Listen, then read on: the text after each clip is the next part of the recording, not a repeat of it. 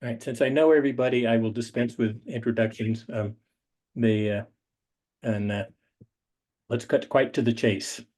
Um, and welcome to the Montana HPHC webinar series. And tonight, what we're going to talk about is poverty and the real cost of climate change.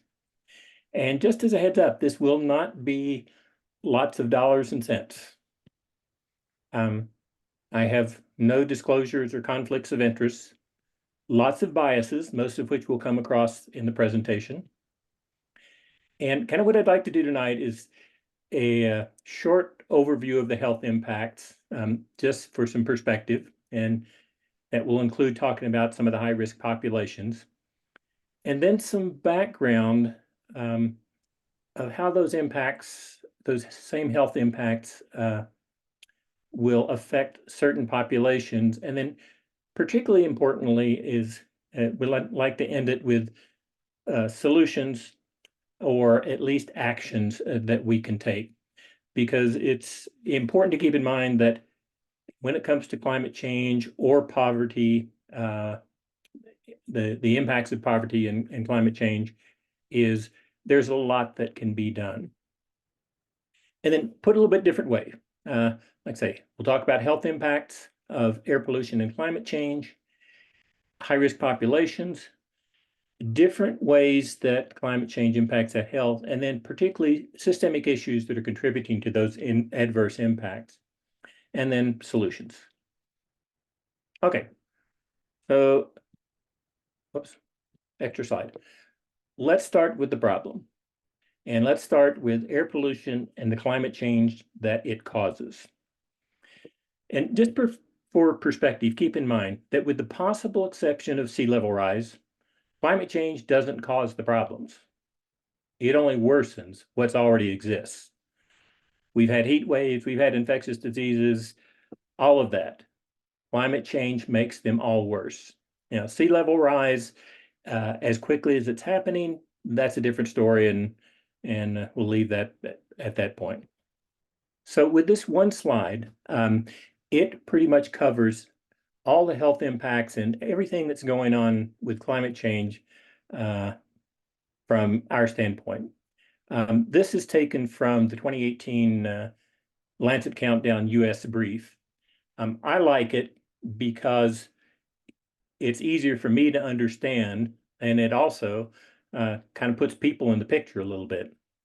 Across the top are climate pressures. So the things that climate change is resulting in, which is increased temperatures, more extreme weather, rising sea levels, and then across the middle, what are called, at least in this interpretation, exposure pathways. So as temperatures go up, we have more extreme heat and heat waves. Now, air pollution, which is the cause of anthropogenic climate change, is also worsened with climate change. So this is a vicious positive feedback loop. I'm not going to spend a lot of time on that, but that's just still worth keeping in mind, because as I go through this and as we talk about these different impacts, we don't even have to attribute it to climate change. It can be purely the result of air pollution, and if we address the air pollution, we address the climate change. But other exposure pathways, more water contamination, mostly from floods, but also from drought. Changes in vector ecology, so mosquitoes, ticks, and others are spreading much more widely. Increased allergens, which I'll at least mention again in a minute, and then particularly concerning is displacement issues and food security, which we will focus on a lot. And then across the bottom, the health outcomes or the impacts primarily on individuals. So yes, we'll see more heat stroke with higher temperatures and other heat related diseases. We see more respiratory illness and cardiovascular illness. Vector-borne diseases, as I mentioned, like infectious diseases, spread more. Mental health impacts are absolutely huge and fairly well under-recognized.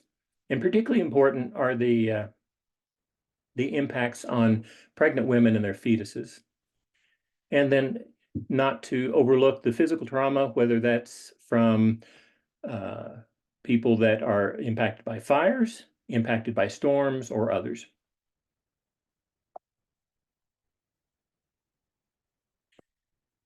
Now, eventually, climate change will be an equal opportunity catastrophe, but right now, it's not at all equal. Certain populations, communities, and people are disproportionately affected, and this includes children, the elderly, pregnant women and their fetuses, the poor, indigenous populations, women in general, disabled, primary job employees, and these are people who work with natural resources such as fishermen or agriculture workers or foresters, coastal dwellers, and rural populations. And we'll talk a little bit more about these in a minute. But I wanted to start with, as of the current time, and this is data from the World Health Organization, these are deaths attributable to ambient air population. That's on the order of about 8.5 million people every year. And if you'll notice, the US is fairly high in that, but not as high as China and India. From a dollar standpoint, the global economic impact of air pollution from fossil fuels is on the order of $2.9 trillion per year, which is about $8 billion per day. Now, on the good side of things, and I wanted to put this in here because it's very related to air pollution, and that is the EPA just approved new air quality standards for the fine particulates, soot or PM 2.5 and smaller. And that one standard is expected to save up to 4,500 lives and $46 billion over the next 8 years. It's also important as we start to look at the climate change that is already affecting people, that the 10 hottest years in records have been the last 10 years. And 2024 is already on track to be the hottest of any of them. And when it comes to heat, globally, the number of heat-related deaths from people over age 65 has increased about 68% since 2000 to 2004. Think about that. Not quite doubled, but that's a huge increase over just 20 so years. Looking at another aspect of climate change, and that is that whereas the annual or average precipitation for any given region or location may not change a whole lot over the year, it comes in much more concentrated events. So heavy precipitation events are becoming much more frequent and more intense in the US as well as elsewhere. And this data is from the National Climate Assessment 2023 and shows what they're showing is the percentage of the total precipitation for any given region that comes within just a few events. Now, most of this is in the form of rain, but it can be snow. And then also is, again, for some background and perspective to keep in mind that storms are getting much worse. Now, this is not particularly impactful to us in Montana in a big way, but in 2023, it's the first time on record that there were Category 5 storms in every tropical ocean basin in the same year. So we aren't necessarily seeing higher number of ocean storms, but we are seeing more intense storms, both more intense and bigger. The other thing that all of this comes together is we're experiencing a lot more compound events.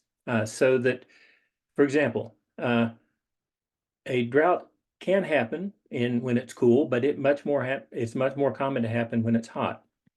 And another example is when we're seeing compound events, wildfire smoke, which we're very familiar with, causes more hospitalizations during periods of extreme heat. If we look at the data, if people are just exposed to higher temperatures, that increases hospitalizations as well to a certain point.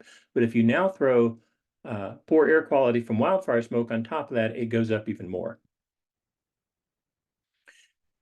And this is not a US example, but I thought it was particularly pertinent because it's recent and it's such an extreme example. The Chilean fires of earlier this year, at the time the fires, they had extreme heat, high winds, on top of being in the midst of one of the longest droughts that they've had in over 1,000 years.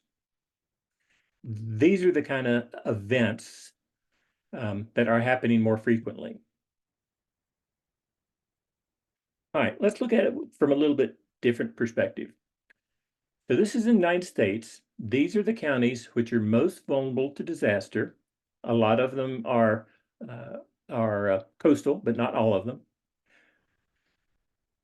And from a standpoint of high-risk populations, of these 10 counties, the population on average is 81% people of color. Now, as we're going to be talking a little bit more in a minute, I want you to keep in mind, whenever we have extreme weather, whether it's storms or whether it's extreme heat, the impacts on the infrastructure can be dramatic and in turn have dramatic impacts on the people living there. Things like sewage systems, which overflow very quickly with rain events, roads, which wash out, power plants, obviously, as we've seen both in heat and in very cold spells, bridges, airway runways that when it gets hot become too soft for the planes to land on them, even if they could, if the temperature's too hot. So let's shift a little bit to look at food systems. And the reason to do this is because the impacts on the food systems some are very obvious, some are not so obvious, but in terms of impacts on humans and on high-risk populations, this will be one of the most dramatic and one of the things that we are seeing is most dramatic. So we'll look at it in a little bit of detail.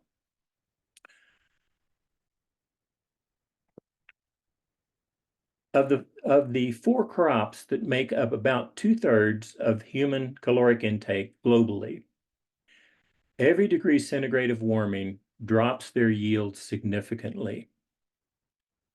That's bad, but of equal importance is those and similar crops, grains, that grow in the higher concentrations of CO2 that we now see, also result in lower nutrient levels.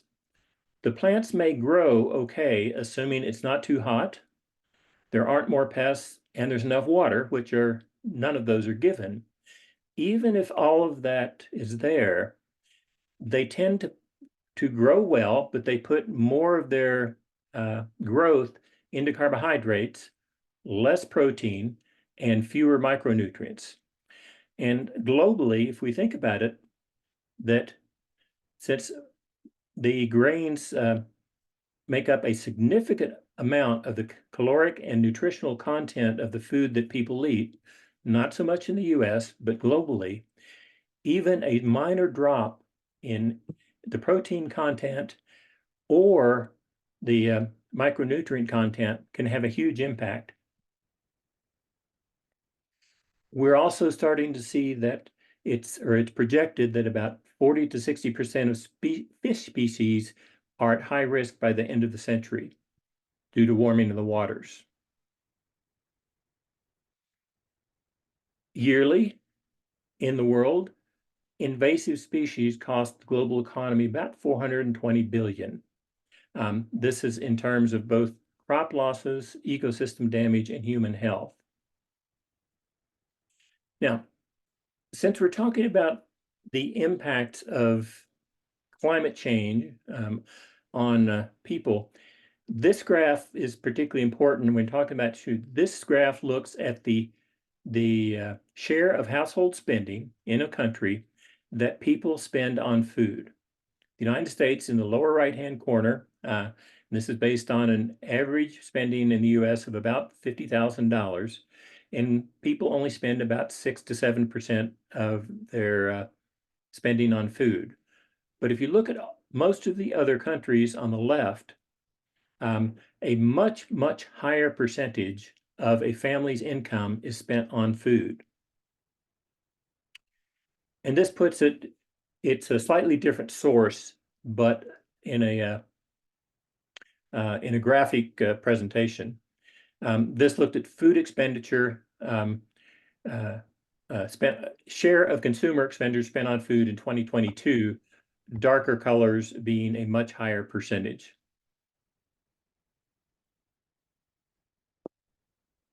This is another presentation to keep in mind. This shows the areas of the world that have food surpluses, in other words, are food exporters, or are food importers. And if you'll notice, it's what, North America, South America, Europe, most of the time is a food exporter, and Australia are the only ones. The rest of the countries have a net food deficit, so have to import food. What happens then is if we have a drought in any of these food exporter areas or a heat wave that significantly impacts crops, even if they had not impacted them in one of these countries on the right, then it has huge impacts on food prices. So this is another dramatic impact that climate change has on how people get along or how people are impacted. Okay, so let's shift it to look at some of the systemic issues. This quote and study was taken from NCA 5, but the PM 2.5 exposure is disproportionately caused by consumption of goods and services, this is in the US, by the non-Hispanic white majority, but disproportionately inhaled by Black and Hispanic minorities for reasons that we will talk about. Overall, in the United States, African Americans are about 3 times as likely to die from particulate air pollution as the population in general. And the percentage in Black children in the US suffering from asthma is about twice that of white children, and their death rate from asthma is about 10 times higher. We don't have as much data, but the numbers would be similar or higher for Native Americans and Alaska Natives. This is a study to look at these grades across the bottom are from about a century ago.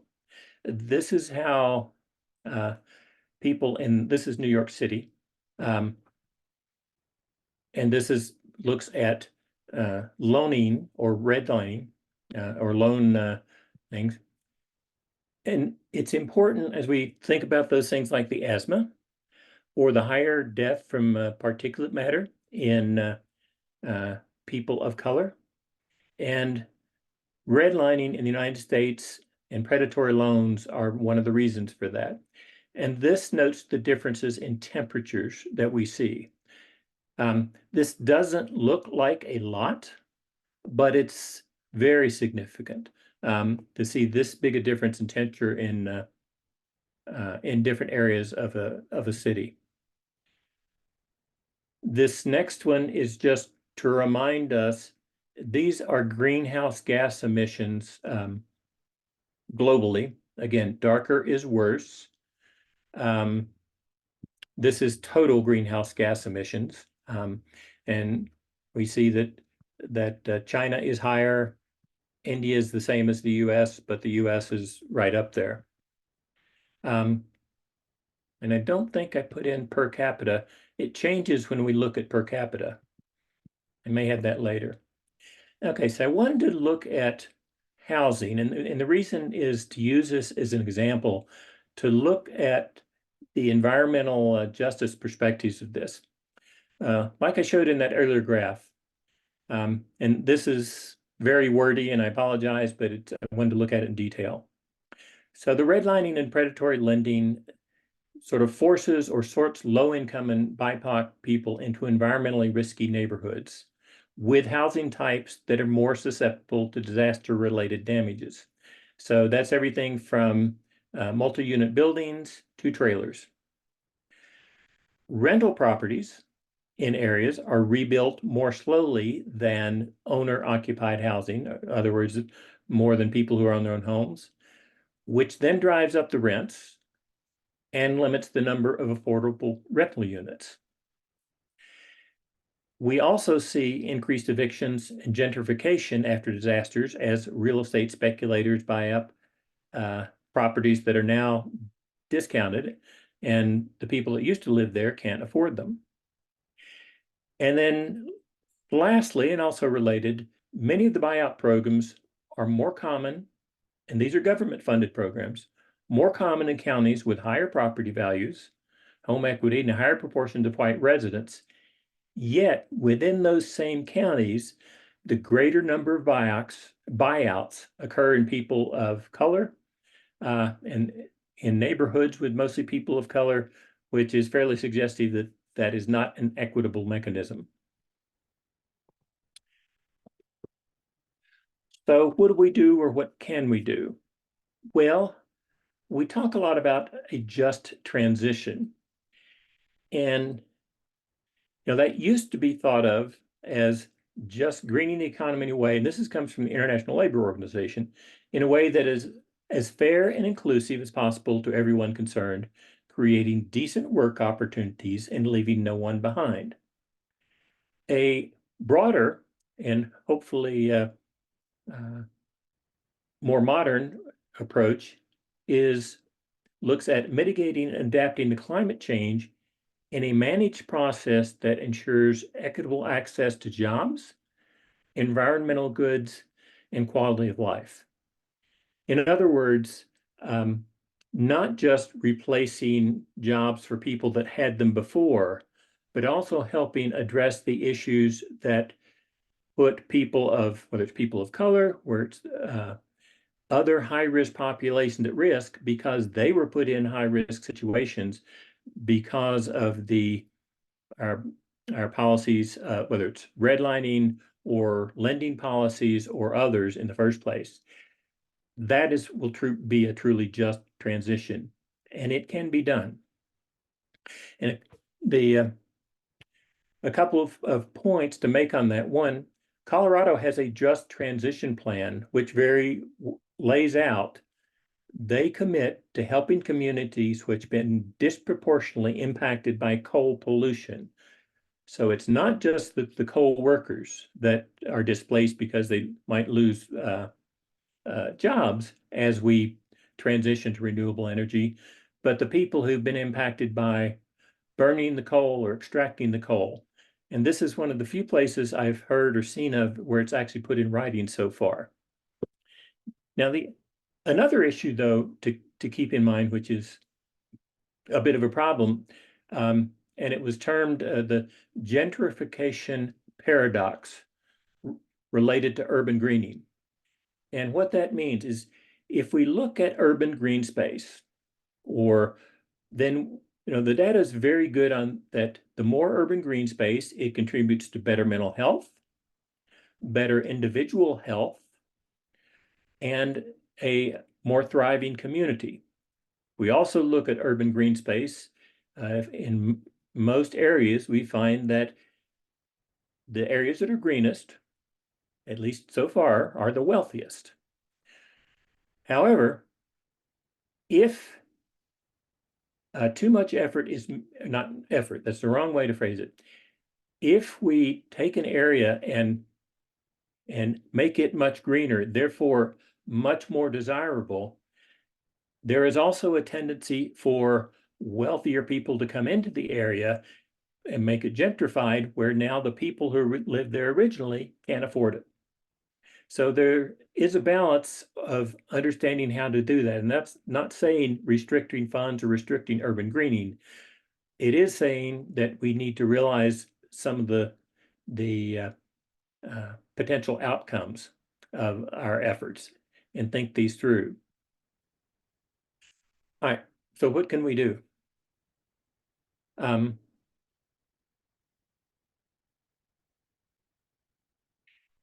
Well, one is we certainly need to address climate change and the increasing temperatures.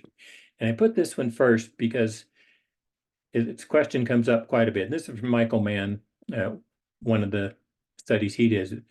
Once the world reaches net zero CO2 emissions, then our global temperatures could stop increasing as soon as 3 to 5 years after that.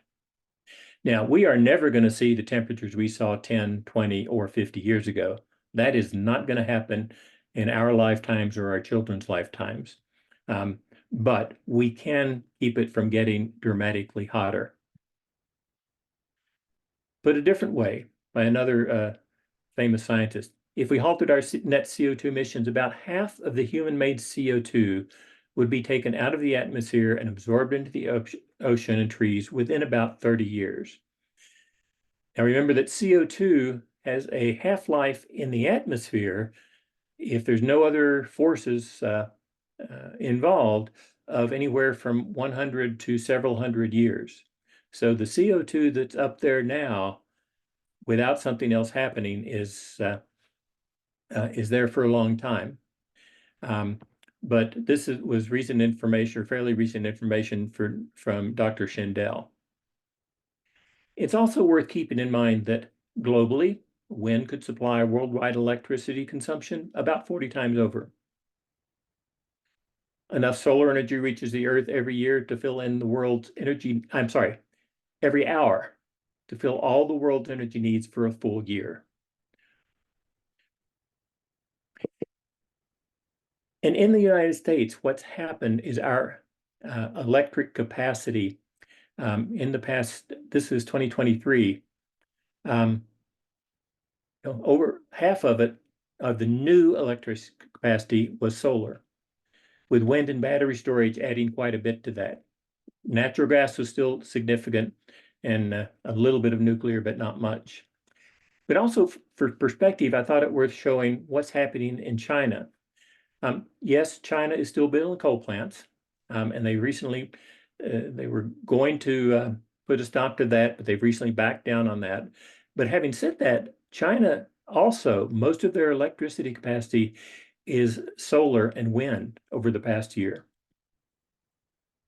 And India, the second most populous country, kind of the same thing. So it's not as though other countries aren't doing something.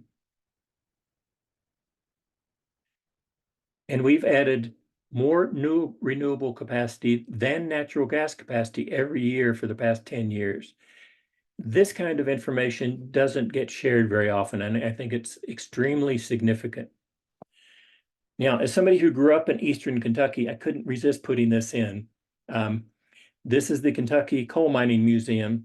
What you can't see is that on the top, or on the roof, is it has several sets of solar panels, which has dropped their energy cost by about $10,000 a year.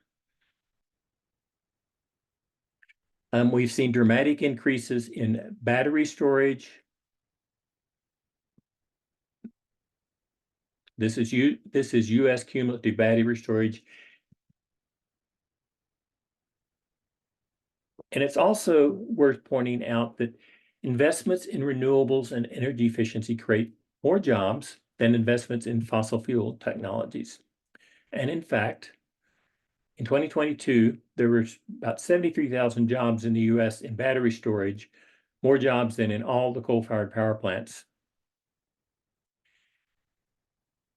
And there are over 2 million energy efficiency jobs in US, and this sector has grown about 7% over the past 4 years. So what that means is about 1.5 jobs in energy efficiency a growing sector for every job in oil, gas, and coal combined.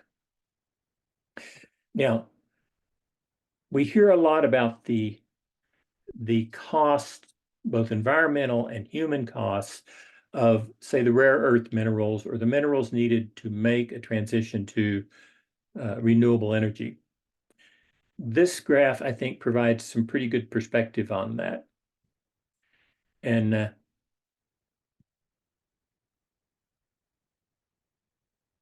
so even with a significant increase in production, mining for the materials needed to make the energy transition would only be about 3% of the volume of current coal mining.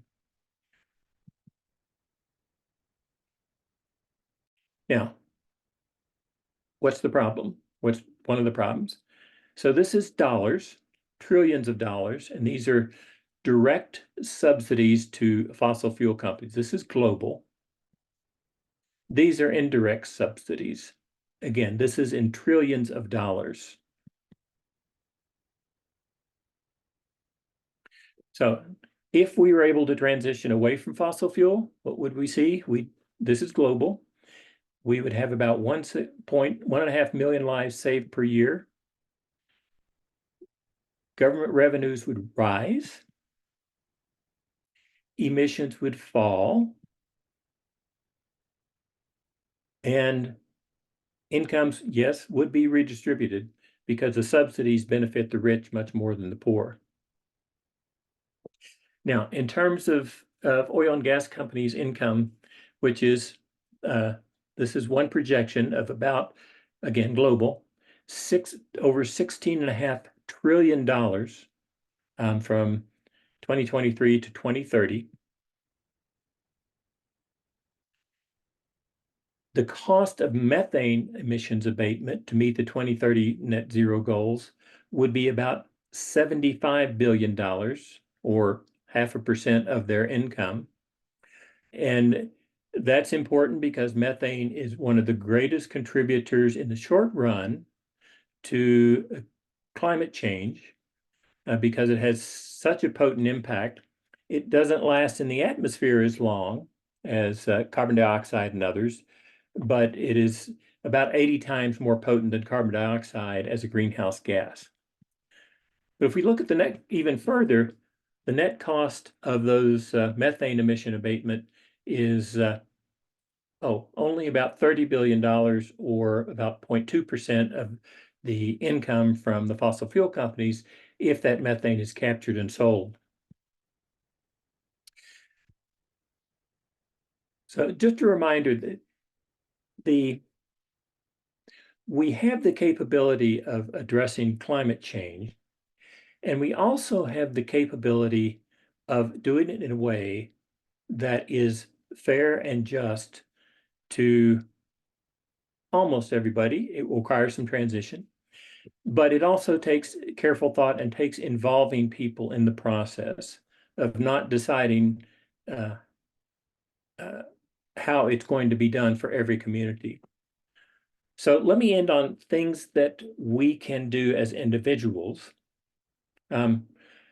This year and every year, it's particularly important that we vote, and it's particularly important that we ask our candidates, whether it's for local elections, state elections, or national elections, what their opinions are on climate change is a good one, but there are others as well. And if you don't like what your candidate says, get a new one.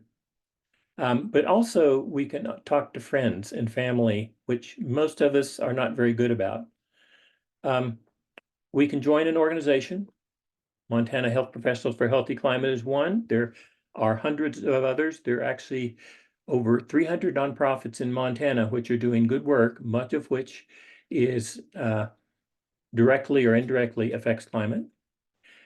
We can write letters to the editor or op-eds, or when opportunity comes for town hall meetings or testimony before an agency or before a legislature,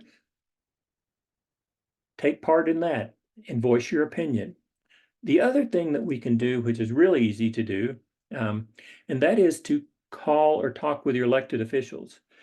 We do a lot of work with advocacy, both particularly in DC, with our congressional delegation. And one of the things that they tell us repeatedly is that they don't hear much from their constituents.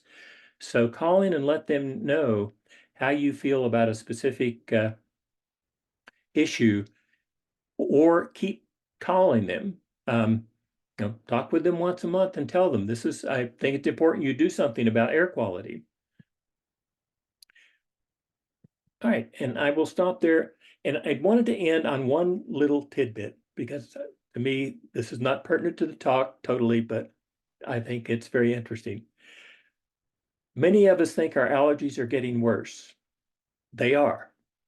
It turns out that plants that make allergens like warmer temperatures and like higher CO2, and they are making more pollen. This was an estimate from earlier that you'll notice the grains of pollen per cubic meter went from 8,500. It's estimated it will be up to about 21,000 by 2040 under current conditions. I've seen these numbers actually go up even higher. Now, from a health standpoint, this is worthwhile noting because it's one thing if we are inconvenienced by scratchy eyes or runny nose or cough. But if you have asthma or know somebody who does or are predisposed to asthma, this kind of information results in life-threatening conditions. And certainly the data supports that of increased prevalence of asthma and increased exacerbations, especially during pollen season. So let me open it up to questions. Any questions or thoughts or ideas? I even though it wasn't specific to Montana, I really liked seeing the whole world view because I feel like we're all in this together. So it's just it was interesting, the stuff about China and about India. I didn't know that they had made strides toward protecting our environment or using renewable energy. Yeah, and that doesn't get much press in the United States, unfortunately, for a variety of reasons. And it's also used as an excuse for why we shouldn't do more. But when you really look at it, and particularly on a per capita basis, because their population is so much bigger than ours, it's even more dramatic then. And I apologize, I thought I had a slide on that, but I guess they didn't put it in. Hey, Rob. Yeah. So is United States the leader in greenhouse gas production per capita in the world?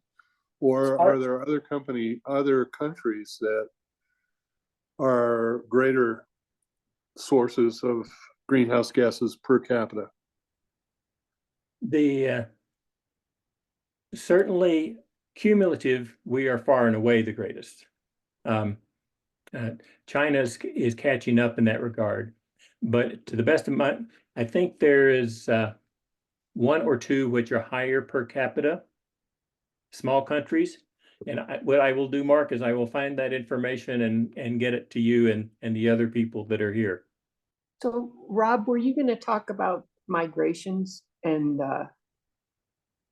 the disproportionate issue, that climate change is going to cause more populations migrating and how that's going to affect poor people?